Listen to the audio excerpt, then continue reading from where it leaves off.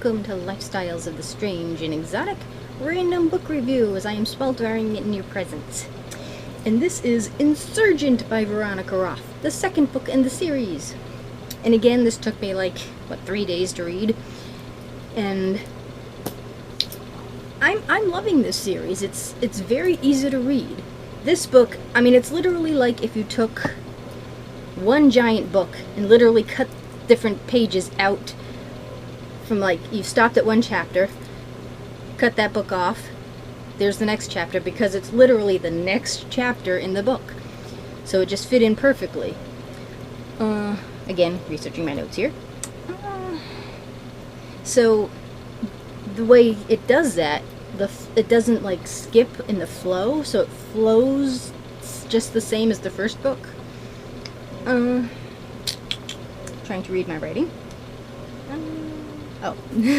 And again, I did relate to Triss. I so have her problems being the small person, the tiny people. Nobody's afraid of hobbits, okay? How many intimidating hobbits do you know? None, right?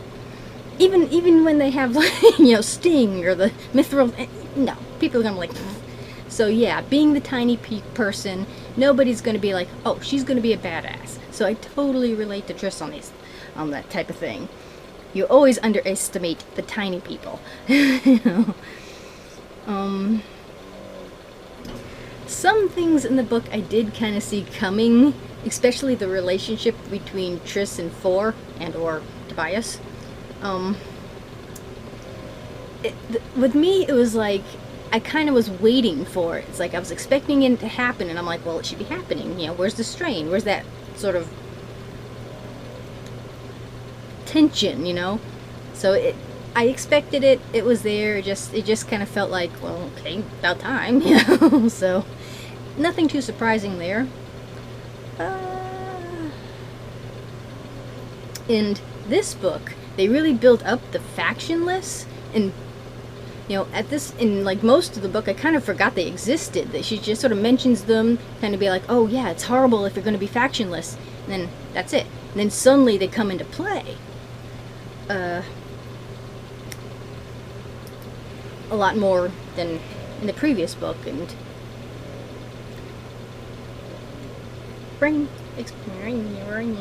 so, but they're still kind of in the background.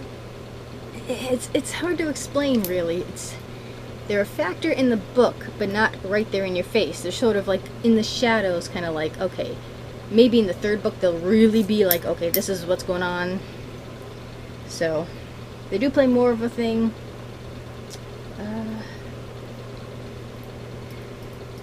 And again, I think more so in this book than the previous one. It's kind of surprising because you expect the twists and turns, and you kind of know. It's basically where the twists are going to be, but you're not quite sure what they are going to be. It's okay, I know there's going to be a fork in the road, but you don't know what's, when you take one of the roads, where you're going to end up. It's you're aware of where it's going to be, not what it's going to be. So it's a very strange read in that way, because you know the beats that it takes. So, but you're not quite sure how she's going to use those beats. So it keeps you interested, even though you kind of know what to expect. It's a really strange feeling when you read these books. And for the three of you that haven't seen the movie, and the one of you that might have not read the books, and this is set in a dystopian future in New York City. And it's still when they talk the bodies of water, it's well, did the Hudson dry up or whatever? I don't know. And the world is set, well, at least this particular piece of the world, New York City here, is set up in factions. And each faction is based on sort of, not necessarily a personality type. You've got sort of kindness, you've got bravery, you've got sort of, I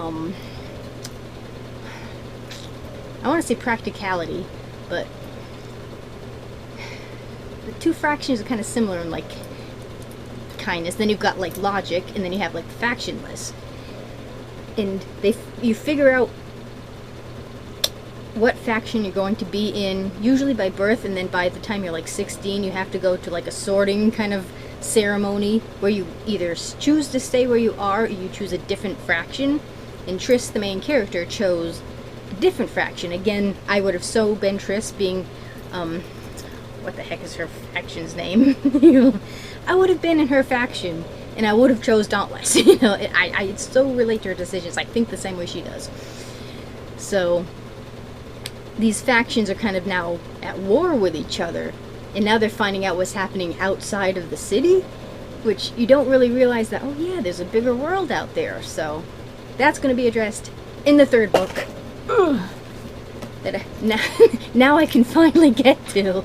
The whole reason I ended up with these books is because I bought this at the Will for $2, but I'm like, this is the third book, so I had to borrow the first two from the library. So now I can actually get into this one. So, one choice can transform you, one choice can destroy you, one choice will define you.